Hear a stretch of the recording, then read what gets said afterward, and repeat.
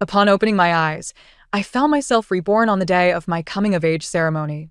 The true daughter had arrived to claim her familial ties, and I promptly gathered my belongings to return to the home of my biological father. My adoptive mother was thrown into a frenzy, my adoptive father was filled with regret, and my betrothed persistently sought me out, entangled in his own emotions. I, Lin Miao Miao, am the daughter of the ministerial family. On this significant day, the midwife who had assisted in my birth brought Su Ruyan to the ministerial residence to acknowledge her lineage. In my previous life, on the day of recognition, I fought desperately to prevent Su Ruyan from crossing the threshold of the ministerial estate, yet this very action incited disdain from my adoptive parents. After all, how could they simply disregard the daughter they had raised for 16 years? To appease me, the minister allowed me to remain in the household, while Su Ruyan seamlessly transitioned into the role of the second young lady of the family. My biological parents were merchants, and in my past existence, I refused to acknowledge them. I viewed merchants as the lowest of the low, as the esteemed daughter of a minister.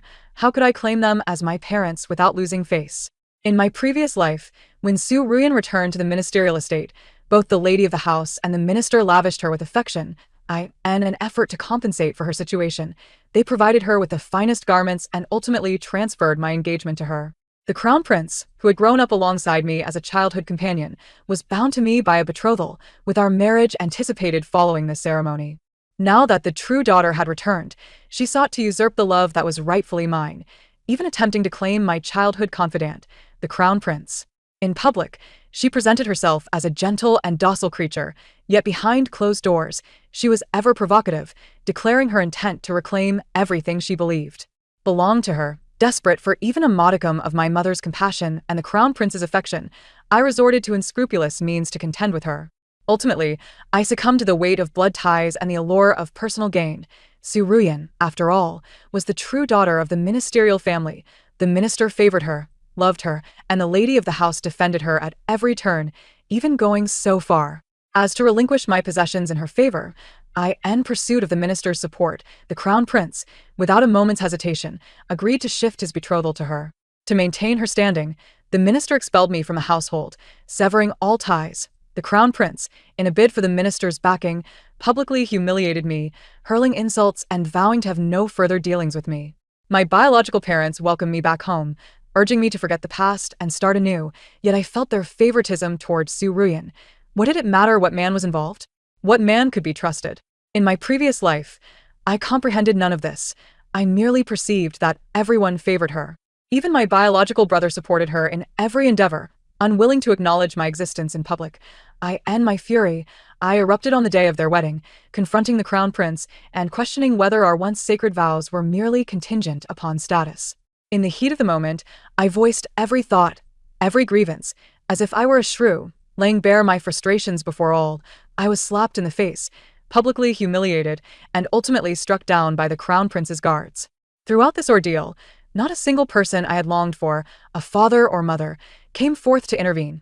As I lay dying, regret washed over me.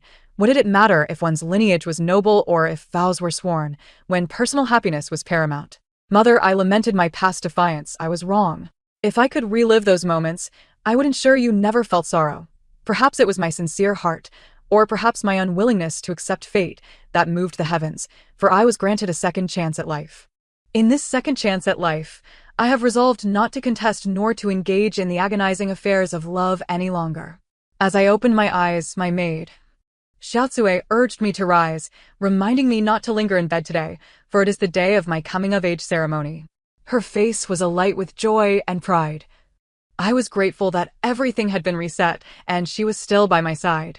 In my previous life, she had been sold to a brothel by Su Ruyan to protect me, ultimately meeting a tragic end filled with resentment. Tears welled in my eyes as I embraced her petite frame, my voice trembling as I sobbed softly. Miss, on such a joyous occasion, how can you cry? You should smile. Xiaotsue playfully pushed me away, pinching my cheeks and teasing me. The ceremony today signified that the midwife would soon bring Su Ruyan to our door to acknowledge her kinship. In light of this, I decided to dedicate this ceremony to her. Xiaotsue, there's no need for you to fuss. Just help me pack a few essential garments. I shan't take any valuables. Why not? She inquired. I gently ruffled her hair and reassured her, just do as I say. If you wish to accompany me, you must pack lightly as well. The lady of the house was bustling about, entirely oblivious to my peculiar behavior. As noon approached, the midwife indeed arrived, accompanied by Su Ruyan, clutching the jade pendant that had been lost years ago. After some inquiries, the lord and lady confirmed that Su Ruyan was their biological daughter, while I, Lin Miao Miao, was the one mistakenly taken in. They deliberated on how to address this situation, and I, with my bundle slung over my shoulder, stepped forward to bid them farewell. Father, Mother, allow me to call you that one last time. For 16 years of nurturing, I am at a loss to repay you. However, your daughter has just lost her own, and she wishes to return to their side to serve them. Everyone was taken aback. The true daughter had arrived, and I was leaving with my bundle. Those unaware might think the residents had treated me poorly. Otherwise, why would I be so eager to depart? The lady of the house panicked, having raised her daughter for 16 years, suddenly faced with the prospect of losing her. Meow meow. Are you afraid that mother won't love you anymore? You are my precious darling. How could I not cherish you? Please don't leave. The Lord also implored. No matter who joins our family, you will always be our precious daughter. Your place in my heart remains unchanged. Stay and keep your mother company. Su Ruyan clenched her fists tightly, her nails nearly piercing her flesh, her resentful gaze fixated upon me. I suddenly felt the weight of her fiery stare. And I knew it was Su Ruyan. I pretended to be oblivious. In my past life, it was my reluctance to part with the glory of the residence and the prince that led to my tragic demise. In this rebirth, I desired nothing but to live freely and fully. I bowed to the lord and lady, resolutely departing the residence with Xiaotsue. As I stepped through the grand gates, I felt liberated. The sky was blue, the clouds white, and the lively streets outside brimmed with joy and delight. From now on, I would be the daughter of a merchant, caring for my appearance without the need to curry favor with anyone or to consider the lord's reputation at the expense of my own dignity. My parents were merchants, owners of a modest tea house by the west gate of the city.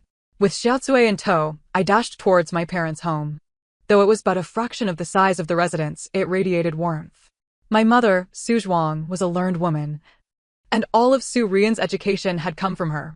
In my previous life, I had scorned this family, deeming them merchants who tarnished the dignity of my noble upbringing. Yet now, as I entered their humble abode for the first time, I found my parents' eyes filled with tears, and I collapsed into my mother's embrace, weeping profusely.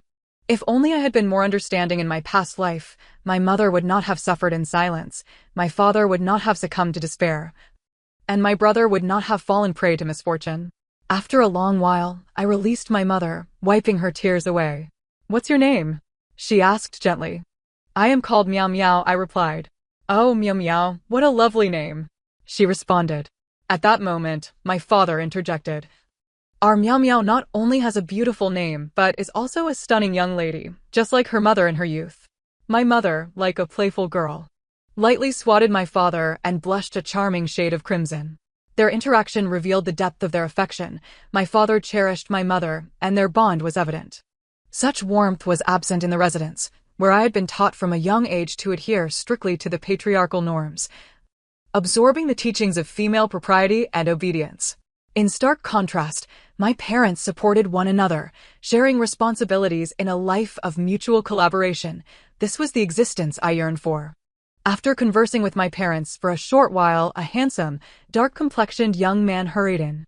I recognized him. He was my elder brother, who had inherited my father's business and ventured out daily to expand it. His ambitions exceeded my father's. He sought to delve into tea, silk, and much more. Meanwhile, my father was content to maintain the tea house by the western gate, satisfied with a humble livelihood without the desire for extravagant wealth. My brother Suja announced before he even arrived, "Father, Mother, I have purchased new furniture and items for the girls' room. We shall tidy up the old quarters where grandmother used to stay for when my sister returns." Upon uttering this, he finally noticed me sitting beside our mother. "Are you my sister?" he exclaimed, astonished. He reached out to take my hand, then hesitated, retracting it to wipe it clean before extending it once more. In the residence, I had never been permitted to casually touch a man's hand, not even that of my former brother. Here, however, we were merely common folk, free from the constraints of etiquette. Boldly, I stepped forward and embraced my brother, trembling as I called out, "Brother." Suju was taken aback by my boldness. He pulled me to sit beside our mother, inquiring, "Sister, would you prefer to stay in Rian's room, or should we prepare a new one for you? If you choose hers, I will replace all her belongings for you." Such a devoted brother. Why had I not noticed this in my previous life? Had I been too obstinate? Clearing my throat, I replied, "Brother, I do not wish for her room. I would like my own." "Very well, wait here. I shall arrange it immediately," he declared, nonchalantly departing. In my past life, I had been too stubborn to appreciate those around me. As time passed, I grew closer to my parents. My brother busied himself in the backyard for the entire afternoon, clearing out Su Ruyan's, now Lin Ruyan's room, discarding all her possessions. Before dinner, my brother took me to see the room he had prepared for me. It was lovely. Although the furnishings might not be as exquisite as those in the residence, they were thoughtfully chosen by him. I was overjoyed. With such a brother, what more could I desire?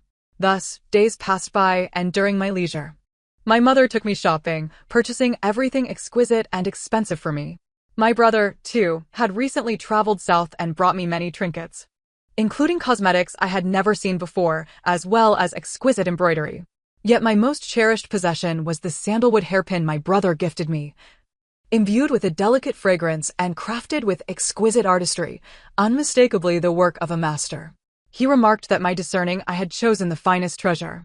Time flew, and half a month later, a carriage from the residence unexpectedly arrived at our doorstep. The esteemed minister and his lady have arrived, and old Wang is unloading a plethora of items from the carriage, while my mother graciously declines their offerings. In my past life, they witnessed my demise without so much as a flicker of remorse. Now they have come here again. What could their true intentions be?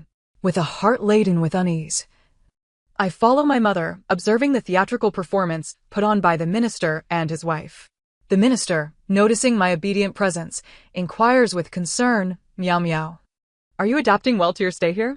I nod and respond, "Minister, I have grown accustomed to my residence.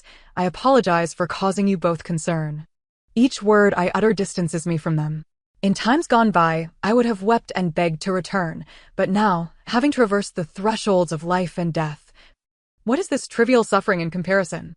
Moreover, I am surrounded by parents who love and cherish me. The minister's wife appeared momentarily taken aback, her demeanor betraying a hint of awkwardness.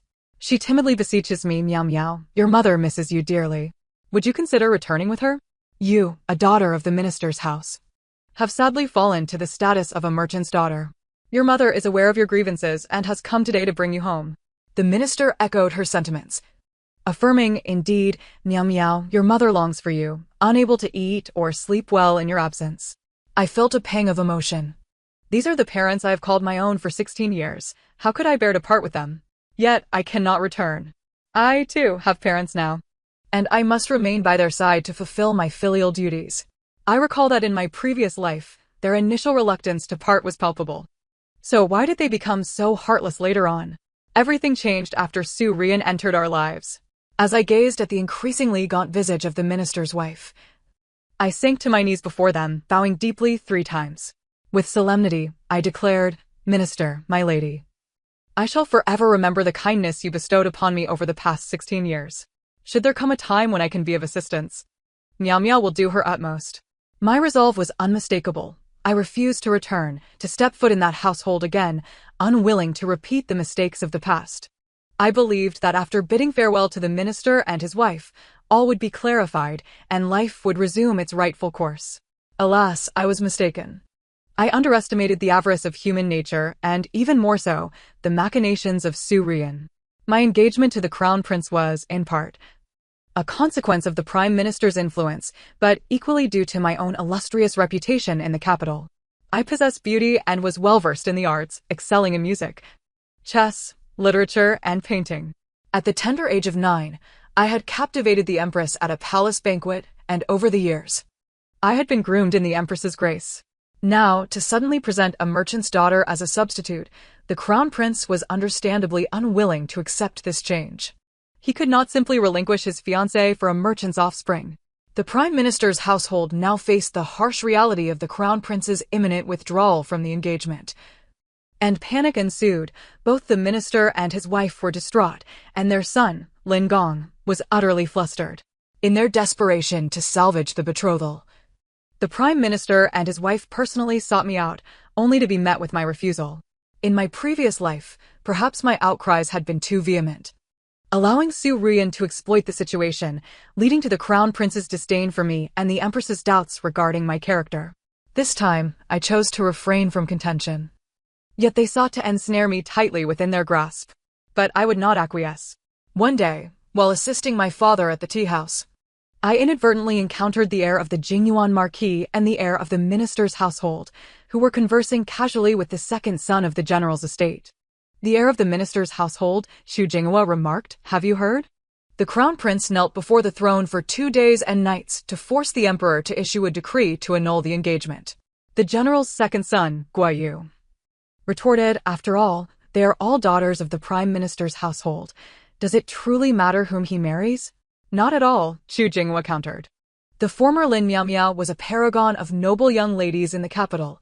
This new version, I would not marry either." Guayu inquired, "Why not?" Xu Jinghua replied, "This current daughter of the prime minister's household is merely a merchant's daughter. To make matters worse, she offended the empress during her recent audience, displaying a complete lack of understanding of basic etiquette, boasting only of her status. I also heard that she, relying on her position as the minister's daughter, has had several maids executed for daring to contradict her." Guayu added, "Indeed, those of merchant origins often see only wealth and profit, lacking any true sense of refinement." From the adjacent room, I listened to their exchanges with a mix of disdain and acknowledgement of their harsh truths. "My mother is well-educated and genteel. Her family is not of merchant stock, yet she is a secondary daughter, having married my father out of necessity due to her family's decline." I recalled my mother mentioning that Su Ruyan was not as domineering before her return to the minister's household. Perhaps she had taken advantage of the minister and his wife's guilt. Regaining my composure, I stepped outside, only to encounter the heir of the Jingyuan Marquis, Luo Shuyan. "What a coincidence, Shuyan Ji," I greeted awkwardly. Once, aside from the crown prince, he was one of the few I conversed with. We had grown up together. The crown prince was rather formal and adhered strictly to decorum, while Luo Shuyan was carefree and acted on whim. In those years, I had to present myself as dignified and composed to prepare for the role of a suitable crown princess. Yet, in my heart, I yearned to live as Luo Shuyan did, galloping across the western winds, enjoying spring outings, splashing in summer waters, climbing trees to gather fruit in autumn, and engaging in snowball fights in winter. Only in his presence could I be my true self, free from the constraints of decorum. Seeing me at the tea-house, Luo Shuyan appeared slightly surprised, but upon recalling my parents' merchant status, he seemed to find it entirely reasonable. "Miao Miao, is this your father's establishment?" he inquired. "You are quite astute." "Shuyan Ji, you guessed correctly," I replied with a smile. Luo Shuyan smiled gently and asked, "Miao Miao, do you not intend to invite me for a cup of tea?" "Of course, since Shuyan Ji has requested, how could I deny your wish?" I responded cheerfully. I descended the stairs to instruct the waiter to brew a pot of pre-rain longing tea and bring it to the private room on the second floor. Along with the tea, I also procured some pastries, for overindulgence in green tea can upset the stomach.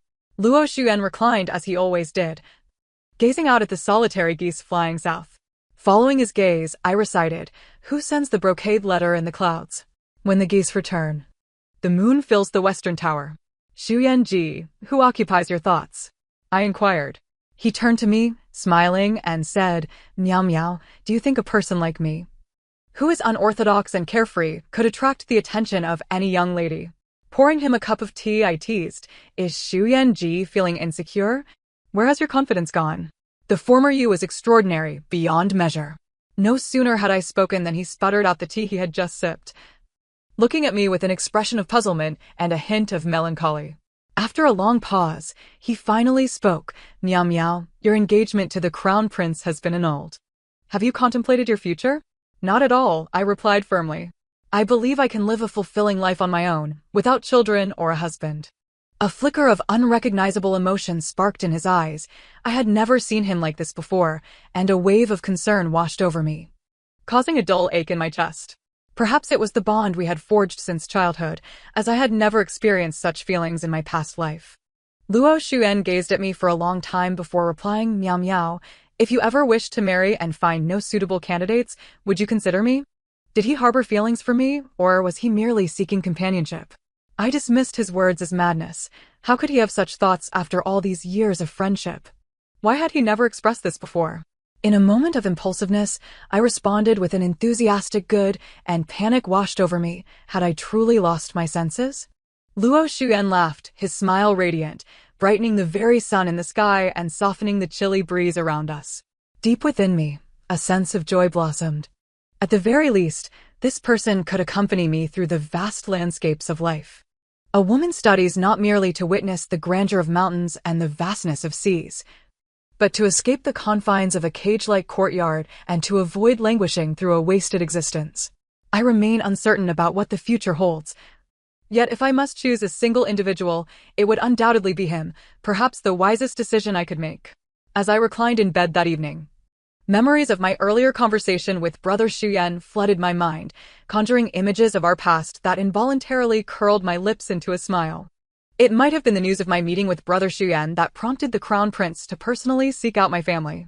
Meow meow. Have you been well during this time? I have missed you dearly. How repulsive. Why, you ask? In my previous life, he had commanded his guards to end my life. In that past existence, Su Rian often lamented before him, claiming I had bullied her along with other noble ladies in the capital. She shed a few tears, cried on several occasions, and the Crown Prince believed her. Without discerning the truth, he criticized, insulted, and wronged me. Was it merely because I seized what Su Rian ought to have possessed? No one comprehends the sacrifices I made for the position of Crown Princess. While others indulged in revelry, I devoted myself to practicing the piano and honing my calligraphy. During joyous festivals, I toiled to learn domestic skills, braving the biting cold without faltering for a single day. The fruits of my arduous labor were mistaken by outsiders as something I was born with, while the Crown Prince perceived them as his benevolence.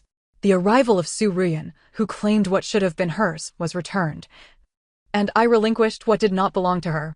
Yet, he still chose to believe her fabrications. The more I struggled, the more I felt deprived. Everything I had gained and lost ultimately vanished, costing me my very life.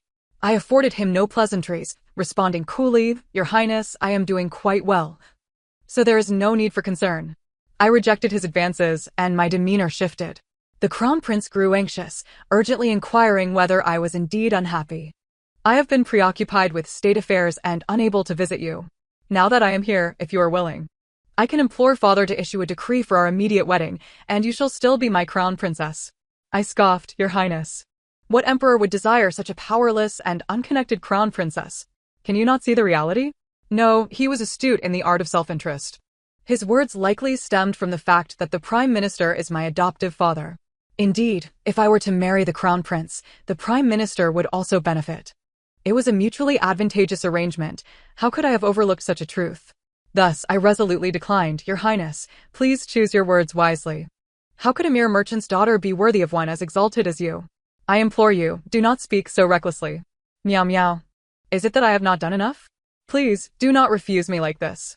As he spoke, the Crown Prince approached, grasping my hand tightly. His expression twisted with anger. I was terrified, yearning to break free from his grip.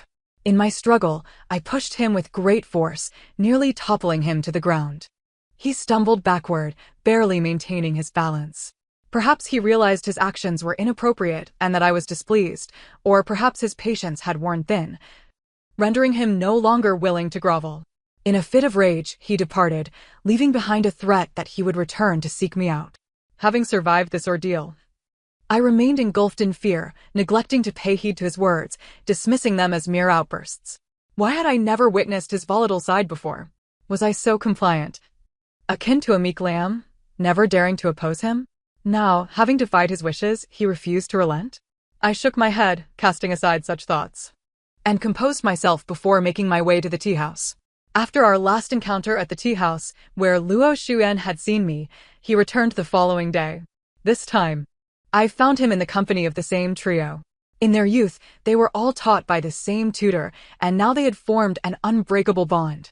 I chose not to eavesdrop from the neighboring room, but rather sat openly with them, listening to their discussions about recent events in the capital.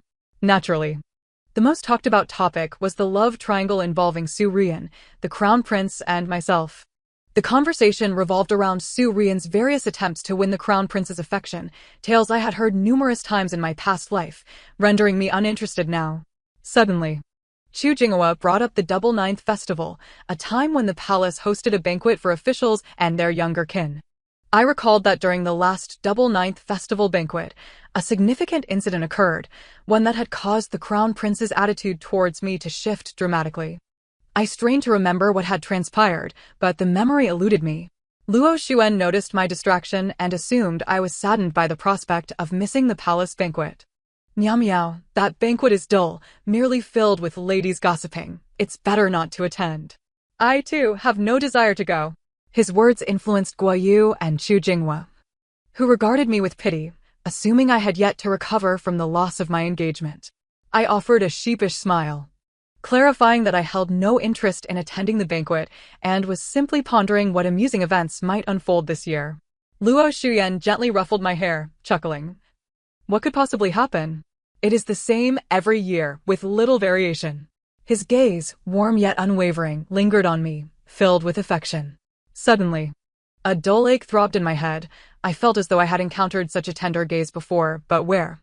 Fleeting images of unfamiliar scenes flickered in my mind. Mums. A sea of chrysanthemums. Su Rian, the crown prince, their expressions hostile as they hurled insults at me. What had they said? I could not recall. I only remembered that after their departure, Luo Xuyan had appeared by my side, assuring me of his belief in me and his promise to provide a better life, urging me to disregard the crown prince. What had transpired in my previous life? Why had their attitudes changed so drastically? What had led to my downfall? What had I forgotten? The images I had just glimpsed were undeniably linked to the Double Ninth Palace banquet. Forget it, since I had chosen to live anew. Why should I be burdened by the past? My recent gesture of clutching my head had drawn the attention of the three, who now regarded me with concern. Luo Xuyan inquired, Meow meow, what is troubling you? I shook my head and replied, it's nothing, just some memories that came to mind. Seeing my expression return to normal relieved them, and they continued their conversation. As evening approached, Chu Jinghua and Guo Yu departed for home, leaving me alone with Luo Xuyan in the private room. He stared at me intently before finally asking, Meow meow, are you still thinking about your engagement with the crown prince? If so, I can assist you. I was taken aback, questioning why. I did not understand why Luo Xuan would ask such a thing. Since the day I left the prime minister's residence, I had relinquished that engagement. Meow meow. Seeing you in pain earlier made me fear that you might be giving up the crown prince because of your status. Su Rian, she is unworthy of him. Luo Xuan's cold words revealed the suspicions he harbored, his tone stiff as if he had just learned to speak. Indeed, I detected the quiver in his voice, the helplessness and the reluctance. Yet, I felt utterly wronged. Brother Xuan, let me be transparent with you. Since the day I departed from the prime minister's residence, all that transpired before is but a wisp of smoke. I shall not look back, nor do I feel any regret. I expressed my innermost thoughts with utmost sincerity. And for reasons unknown, I did not wish to see him in pain or to have him misunderstand me. We gazed silently at one another. Our reflections mirrored in each other's eyes and shared a smile that spoke volumes without the need for words.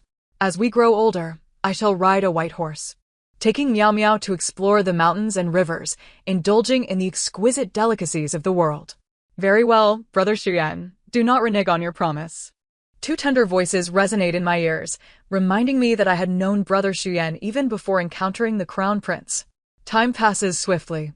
Since the day the Crown Prince departed, he has not troubled me, and during this period, my affairs in the capital have gradually faded into the background. One afternoon, my mother and I were enjoying the cool shade beneath the osmanthus tree in our courtyard, the fragrant blossoms enveloping us in a delightful aroma. Suddenly, Su Rian burst into the backyard, accompanied by her maid. Upon seeing me nestled in my mother's embrace, she mockingly expressed her jealousy. Oh, how touching is the bond between mother and daughter. Indeed, your identity as a merchant's daughter suits you. Your entire family reeks of copper coins. I could hardly believe that she would not only insult me but also demean the very people who had cared for her for 16 long years. Rising to my feet, I retorted, indeed, My family may carry the scent of coins, but during those 16 years spent eating, drinking, and living here, how could you not have noticed? Are you devoid of smell? I. What are you on about? If you find this place so odious, you are welcome to leave and spare us your presence. I shot back without hesitation. She paused to collect herself and weakly replied, I returned to see my mother. Unlike you. My father and mother raised you for 16 years, and you simply walked away without a glance back. You are truly heartless. Yet you dare to call yourself a paragon of noble women in the capital. Pfft. It became apparent that she had come to humiliate me. In my previous life, she would have relished my return to this family, forbidding me from appearing before the Prime Minister and his wife. How curious that, in this new life, everything had shifted. And still, she sought to insult me. I smirked, leisurely countering, Surian, do you wish for me to return to the Siang residence? To continue as their daughter? Are you not afraid I might usurp your favored status? Surian took a step back, her eyes flickering with panic and fear. Indeed, she had reason to be afraid. If I returned, I could not only claim the affection of the Prime Minister and his wife, but also jeopardize her engagement with the Crown Prince. I had deduced correctly. She sought to humiliate me. Hence, should I not collect a bit of interest? I continued, if Miss Rian wishes for me to return and visit the elders, I have no reason to refuse. You are right, they have raised me for 16 years, and such kindness is not easily repaid. Oh, I recall now. The Prime Minister and his wife came looking for me the other day. They said I am their most beloved daughter, and even the Crown Prince came to find me, expressing his intention to seek the Emperor's permission for our marriage. They treat me so well, I should not be so cold-hearted. I ought to return. All that belongs to me. I rambled on, completely disregarding the darkening expression on Surian's face, which had turned as black as a pot's bottom. Infuriated, she could not afford to maintain her dignity and turned on her heel to leave. Throughout our exchange, she had never once regarded my mother, let alone offered her a greeting. My mother sat beside me, observing the verbal sparring with silence. Having raised Surian for 16 years, she would not even extend a courteous inquiry. Even a dog, raised for that long, would surely wag its tail in yearning. Indeed, how could she be compared to a dog? Dogs are the epitome of loyalty. She is even less commendable than that. As for my current life, as long as they do not trouble me, I am content to enjoy my leisure, relishing the stolen moments of tranquility. As the saying goes, what one fears will come to pass. Just 2 days before the Double Ninth Festival, an envoy from the palace delivered an invitation issued by the Empress herself. Why would she extend such an invitation to a mere merchant's daughter like me? My mother had never attended a palace banquet, fearing that her nerves might betray her. So I did not bring her along. This palace banquet was much like those of the past, the only difference being that this year's chrysanthemums bloomed late and were particularly stunning, as if they were competing in beauty, a splendid array of blossoms. The Double Ninth Festival was co-hosted by the Empress and the Emperor, and my seat, as in previous years, was right next to the princess. Furrowing my brow, I suspected that the steward had made an error in seating arrangements. As a merchant's daughter, sitting beside a princess was a grave offense. I discreetly moved to the back and found a corner to sit down. The others were perplexed by my behavior, casting bewildered glances my way. They were all familiar acquaintances, and my actions surely embarrass me. The Emperor has arrived. The Empress has arrived. A sharp cry echoed, prompting everyone to hastily kneel, chanting, "Long live the Emperor! Long live the Empress! Rise!" A solemn voice resonated from above, commanding attention. Everyone expressed their gratitude and rose, rustling as they settled back into their seats. Once all were seated, the Empress's gaze immediately fell upon my empty chair. She inquired about the eldest daughter of the Siang family. Surian promptly stood, unable to conceal her smugness. "In response to your majesty, this humble daughter is present." The Empress glanced at her and shook her head, saying, "I know you are the Prime Minister's daughter he brought back, but I was asking for Lin Miao Miao." Realizing she was indeed referring to me and understanding the necessity of self-preservation, I rose. "In response to your majesty, this commoner is here." My voice, cool and clear, echoed throughout the hall, drawing the attention of the crowd once more. "Oh, Miao Miao, why are you sitting back there? Come, take your designated seat," the Empress urged. A designated seat? How could I dare occupy such a position? So many noblewomen and daughters of esteemed families were lined up before me. Was this not akin to placing me on a pyre? Resigned to my fate, I summoned the courage to confront the reality. Your Majesty, this humble daughter is merely a merchant's daughter and cannot disrupt the established order by sitting at the front. Though my voice was soft, it carried through the hall, ensuring my words of disrespect were heard by all. After speaking, I trembled. I, too, was frightened. At my tender age, I knew so little. I merely adhered to the rules, for I valued my life. The Empress's face turned thunderous. It was evident that she was enraged. Was it my fault for being so law-abiding?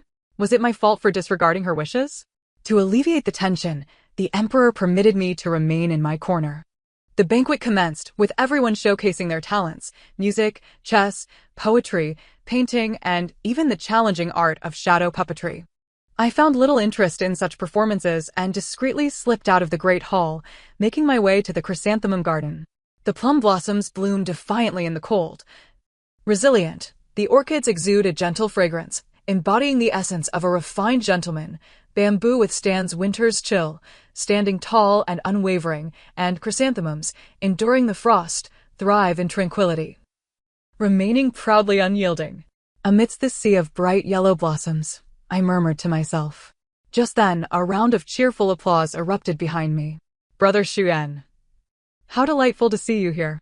I turned to find Luo Xuan, his face alight with joy. It was too stuffy inside, so I stealthily followed you out, he explained, his eyes sparkling with happiness. We strolled through the flower-laden expanse, reminiscing about our childhood. He recounted how we had played house when we were young, and I had promised to be his bride when we grew up. Alas, I had been too young to remember. Why bring this up now? Last time, he had asked me to consider him first. Did he perhaps harbor feelings for me? I gazed at the spirited youth before me, the setting sun casting a rosy glow upon his cheeks. Summoning all my courage, I inquired, Brother Xuan, do you hold a place for me in your heart? Luo Xuan paused momentarily, then turned his head, gently ruffling my hair with an affectionate touch, softly murmuring, meow meow, ever since you agreed to be my bride, my heart has belonged to you. Throughout these years, you have been revolving around the crown prince, and to ensure your happiness, I have chosen to remain silent, feigning indifference. Can love truly disguise itself as apathy? The answer is a resounding no. Reflecting on the past, I followed the crown prince, while Brother Xuan trailed behind me. I mistakenly believed he was close to the crown prince, but that was not the case. He was not familiar with him at all. He was merely orbiting around me. Once, when the eldest daughter of the Minister of Rights made me cry, he retaliated and made her cry too. On another occasion, when the third prince tugged at my hair, he clung to the third prince's hair in retaliation. Upon reconsideration of these past events, it became evident that he harbored feelings for me, and there were signs to trace. In my previous life, I was blind to the truth, forsaking such a wonderful man to pursue a heartless scoundrel. Tears streamed down my face as I threw myself into his embrace, which was broad, warm, and reassuring. A loud thud echoed from behind the rockery, prompting Luo Xuan and me to approach, curious about the commotion. As we drew near, we stumbled upon a bloodied body lying by the rockery, still breathing, with wounds oozing blood. I felt an urge to save the person, but my head throbbed painfully, memories from my past life flooding back. I clutched my chest, burying my head in my knees, biting down on my arm. Luo Xuan held me, soothing my frayed nerves with tender words, assuring me not to be afraid, for he was there. The simplicity of those 3 words, I am here, calmed my anxious heart. My eyes brimmed with tears as I recalled everything. The injured individual before me was the crown prince's wet nurse, who had also met her demise on this very day in my past life. At that time, I was in a foul mood, wandering alone through a sea of flowers, only daring to approach upon hearing a noise. Initially, the wet nurse had been alive, just as she was now. I wanted to call for help, to save her. But she clutched my hair tightly, denying me any chance, even until her last breath. When she died, passing palace attendants reported to the Empress. When the crowd arrived, they found me struggling with the wet nurse's hand, leading them to believe I was her killer. Some palace attendants even slandered me, claiming they witnessed me arguing with the wet nurse and that I had discarded the murder weapon in the grass. When they retrieved the weapon, It was none other than the dagger the Crown Prince had gifted me for protection, and thus I was immediately identified as the culprit. The Crown Prince, without discernment, began to berate and accuse me, even insulting me. I was unwilling to accept this, so I brought up our engagement to silence him, but ultimately, he resolved to break our betrothal and marry Su Rian instead. In my past life, how foolish I was, desperately seeking the Crown Prince's trust while wallowing in sorrow over my lost friend. I had overlooked the palace maid who testified against me. And how had my dagger ended up in the palace? Was I the victim of a malicious setup? Reflecting back, who had incited me to leave the Grand Hall in my previous life? Who had the greatest opportunity to access my dagger? Indeed, I had overlooked such crucial information. Su Rian, why could you not let go even after I had willingly withdrawn? I disregarded the wet nurse's corpse, relying on my memories from my past life to effortlessly locate the dagger. Seeing that no one was around, I tossed the dagger into the river and pulled Luo Xuan away as we fled. With the assassination lacking evidence, the investigation would focus on people. This time, I was eager to see how the Crown Prince would seek vengeance for his wet nurse. After leaving the rockery, Luo Xuan and I sat amidst the sea of flowers, unconcerned about the thoughts of passers-by or who might discover the wet nurse's body. An hour later, patrolling soldiers finally found her, suspecting an assassin and becoming alert. Soon after, the Empress and the Crown Prince, accompanied by a grand entourage, arrived, with Su Rian among them. Upon learning that the deceased was his wet nurse, the Crown Prince was consumed by rage, bellowing at the inner officials to conduct a thorough investigation. His fury seemed disproportionate. After all, it was merely a wet nurse. Why was he so distraught? Perhaps within the depths of this palace, the wet nurse had provided him with a level of care that others could not. After 2 hours of questioning, suspicion fell upon a palace maid named Where. The Empress ordered a search of her person and quarters. Following a chaotic rummage by the guards, they discovered numerous valuable items in Ware's room, including 2 imperial gifts. Ware panicked, afraid to implicate Su Rian, and in her desperation, she pointed her finger at me. In my past life, I had been too concerned about the Crown Prince, allowing myself to be ensnared by their schemes. This time, I would not be so naive. Before I could even begin to defend myself, Luo Xuan stepped in front of me, asserting that he and I had exited the Grand Hall together and had spent the time there enjoying the flowers. Ware became frantic, attempting to slander me further, even dragging in the heir of the Jingyuan Marquis. How dare she? Offending the Marquis could cost her life. She fell to her knees, trembling, stammering that it was the daughter of the Marquis who had instructed her to act, and that the treasures found in her room could prove her innocence. Upon hearing Ware mention Su Rian, the Marquis's wife stepped back in shock. Just moments ago, she had remained composed while Ware pointed at me, but now, her own daughter was the target of accusation, and she faltered. The panic of the Marquis's wife did not escape my notice, and I admit I felt a pang of sadness. Blood ties, after all, hold a weight that affection cannot overcome. The Empress brought forward the imperial gifts for examination, instructing the inner officials to verify the records of their bestowal. It was soon confirmed that these items were indeed granted to the Marquis's residence by the Emperor. Su Rian, seeing her exposure imminent, hastily protested, claiming it was not her, but Lin Miao Miao who had orchestrated the act, asserting that the imperial gifts were given to her by me. Her voice trembled with a hint of desperation, and I knew she was on the verge of collapse. Since she had placed such a heavy burden upon me, how could I not express my gratitude? I spoke slowly and deliberately, explaining to the Empress that when I departed from the Marquis's residence, I had taken only a few personal garments and nothing else. Moreover, I distinctly remembered these 2 items being locked in the storeroom, without the lady's permission. How could I have obtained them? My defense, combined with Luo Xuan's earlier words, garnered the Empress's unwavering trust. She turned sharply to Su Rian, sternly reproaching her for allowing her unworthy daughter to sow chaos within the palace, declaring that such a crime was deserving of punishment. Considering the Prime Minister's years of dedication to the nation, she would first report this matter to the Emperor before making a final decision, ordering Su Rian to be detained for the time being. The guards moved forward to escort Su Rian away, who struggled and threatened that her father would rescue her and that those who had captured her would live to regret it. With a decisive verdict, Su Rian was taken by the imperial guards, and the Prime Minister's wife crawled over to me, grasping my ankle tightly, weeping and pleading. Meow meow. Your relationship with the Crown Prince and the Empress is strong. Could you plead for Su Rian's mercy? Consider it a repayment for the 16 years of nurture from her mother. I contemplated helping her up, believing that matters could be discussed gradually. But she stubbornly refused to rise.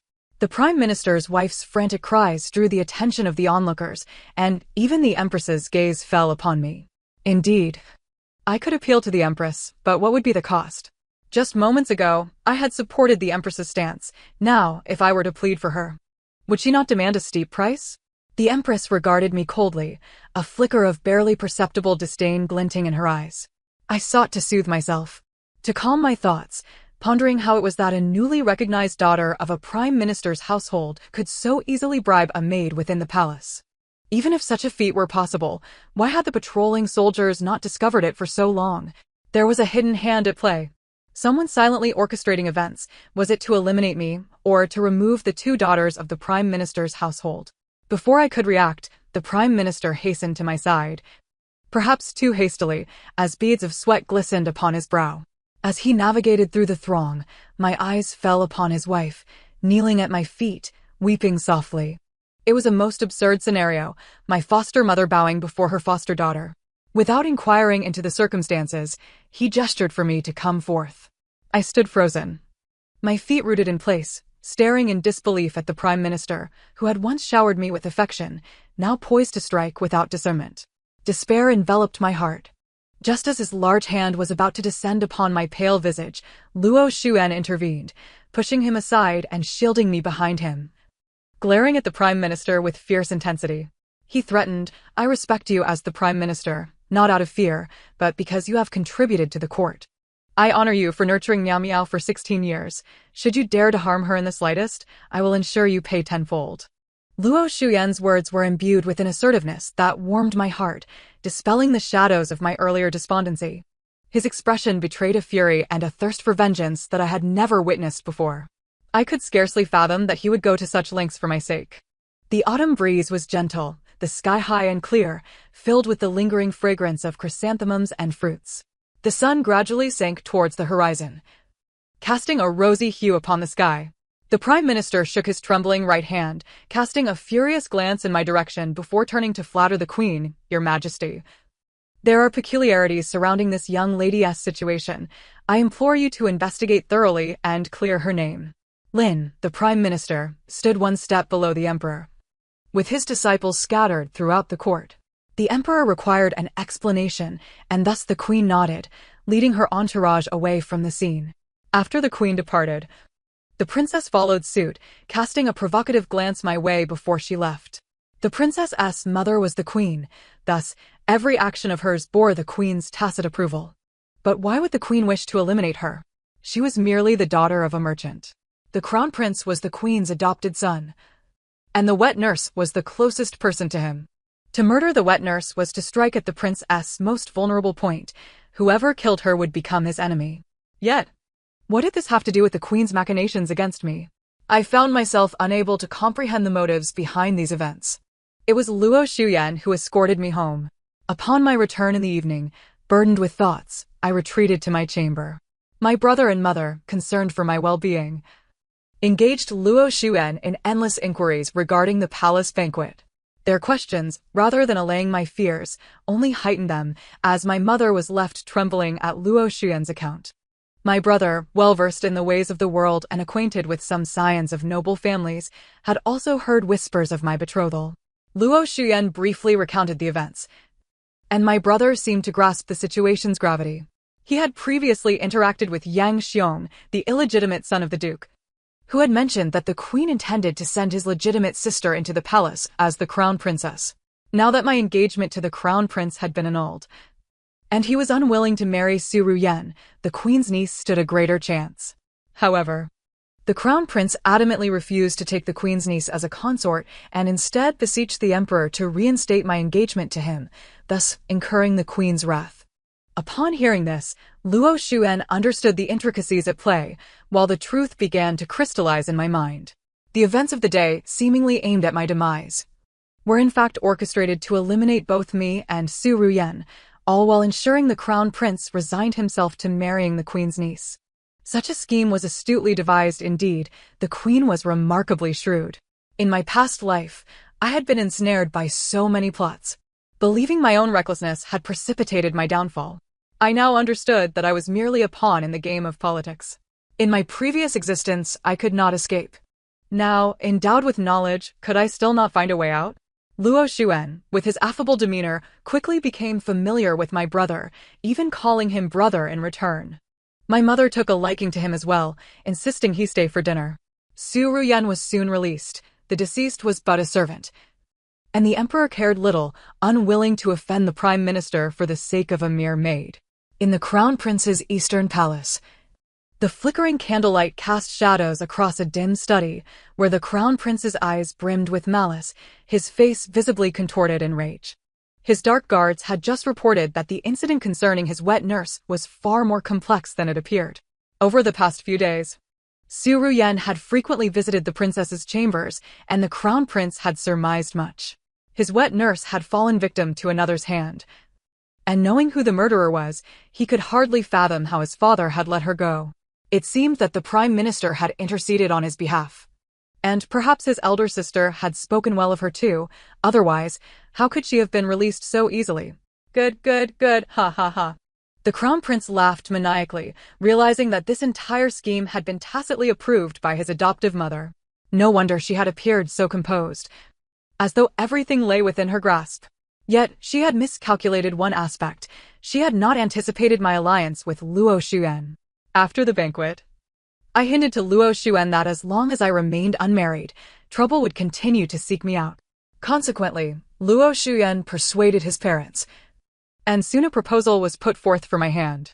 According to the decrees of parents and matchmakers, with 3 letters and 6 rights, I became betrothed to my brother Xuan. On the day of our betrothal, I penned a letter to be sent to the prime minister's household. For they were my foster parents, their nurturing surpassing the heavens. Regardless of how they had treated me in my past life, or how they might deceive me now. On this momentous occasion, I felt compelled to express my gratitude. To my astonishment, the crown prince arrived on the day of the betrothal. His intentions unchanged, he spoke of his affections and how much he missed me. Gazing upon his duplicitous visage, I realized he was merely grappling with his own sense of loss, unwilling to accept my departure without a struggle. Such men, at their core, are often trivial. The less I cared for him, the more he valued me. In my previous life, I had held him in the highest regard, yet he had failed to see it. After dismissing him, the Marquis of Jingyuan dispatched gifts and a marriage certificate. Luo Xuan and I inscribed our names upon the document, which was then delivered to the authorities and sealed with a stamp. My marriage was thus settled, the date set for a fortnight hence. My mother busily prepared for the occasion, crafting every piece of attire by hand, even stitching my wedding gown herself. The affair between Luo Xuan and me was now a matter of certainty. Yet, on one fateful morning, a loud knocking resounded at our door. Xiao Cui opened it to reveal a bloodied Granny Li collapsed at our threshold.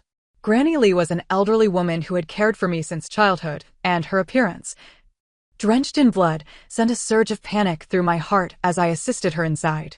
She regained consciousness half an hour later, grasping my hand, her voice trembling as she uttered, "The Prime Minister, his wife, the young master, and Miss Ruyan, they are all dead."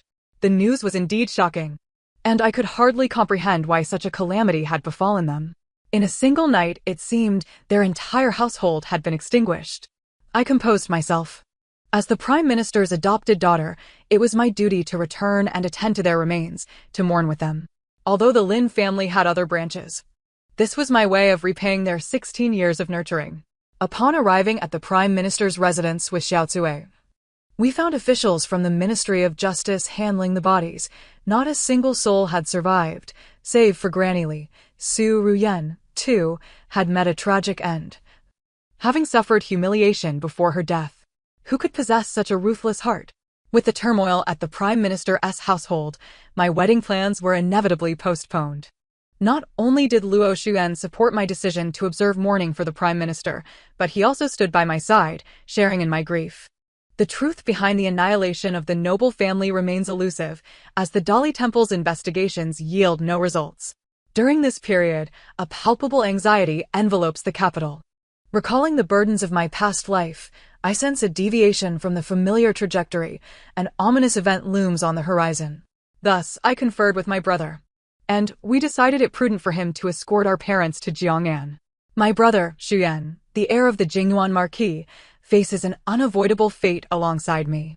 The atmosphere before the impending storm grows eerily tranquil in the capital, as Xuyan and I occupy a tea house, discussing the recent upheavals within the palace. Suddenly, a shadowy figure materializes before us, whispering urgent words into Xuyan's ear before vanishing into thin air. After finishing his tea, Xuyan gravely informs me of a military coup led by the crown prince. Since Xuyan's departure that fateful day, he has left a cadre of shadow guards to protect me while he immerses himself in quelling the unrest. The war rages on for over 10 days and one night. The clashing of swords and knives echoes outside our dwelling, sending me into a panic. Mere moments later, a captain move from the crown prince's retinue seizes me, binding my eyes and mouth, plunging me into darkness. I am transported to an eerily silent and somewhat sinister environment. Time becomes a blur until I find myself in a vast square thronged with people under the merciless sun, a blade pressed against my neck. Meow meow meow meow. Xian's voice calls out from a distance. I yearn to struggle, but my captor's binds are unyielding. After what feels like an eternity, we ascend a lengthy flight of stairs, finally halting. The blindfold and gag are removed, and the blinding light of day assaults my senses, making me momentarily disoriented. As my eyes adjust, I behold the crown prince. His complexion ashen, wounds marring his body, his garments soaked in blood, and a stubble that has grown long, dark circles betraying his fatigue. Had I not endured the tribulations of my previous existence, I might have felt sorrow for him. Yet now I can only think he deserves this fate. He has taken me captive without revealing his intent. He pulls me close, shouting at Xuan, "If you lay down your arms, I shall release her." I observe Xuan, sword in hand, steadfastly resisting. The numbers on both sides dwindle, with the emperor shielded by the Jingyuan Marquis, the outcome hinging on which side's reinforcements arrive first. Not far from the emperor lies the still body of the empress, perhaps a discarded pawn in this grim game. Caught between his beloved and the weight of state duty, Xuyan's brow furrows in turmoil. How will he choose? The crown prince, sensing Xuyan's silence, presses the blade against my throat, warm blood trickling down my pale neck. A shocking sight. Release her. This is a matter between men. How dare you burden her? Xuyan cries out in desperation. He is on the verge of losing control. Had it not been for the guards restraining him, he might have recklessly charged forward. Tears stream down my face as I witness his uncharacteristic distress. Throughout my memories, he has always exuded confidence, but now he is truly afraid. I too am filled with dread. Should Xuyan relinquish his weapon, the ruthless crown prince would ascend the throne. And what fate awaits the common people? What future would my Xuyan endure? A smile breaks upon my lips as I gaze at the radiant sun above.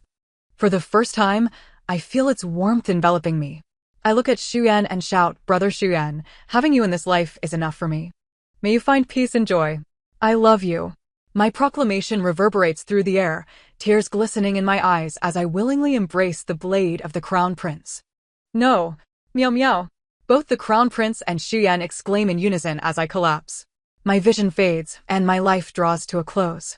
With the threat eliminated, Xuyan channels his grief into resolve, decisively overcoming the traitors and restoring peace. When I awaken, 3 months have passed, and Xuyan remains steadfastly by my side, sharing tales from various stories to entertain me. My brother does the same, bringing back novelties from his travels, preparing gifts for me even in my unconscious state. The day I awaken coincides with the Lantern Festival, a time of joyous celebration. Xuyan reads to me in my room, and as I listen to his voice, tears cascade down my cheeks. Upon opening my eyes, the first face I see is his. We exchange smiles, a silent acknowledgement of our bond. Fortunately, the crown prince's blade had not pierced deeply. I had merely lost a significant amount of blood. In time, Xuyan and I wed, embarking on journeys together, traversing the land and reveling in the beauty of the world. The tale concludes here. Thank you for listening. Until our next story, farewell.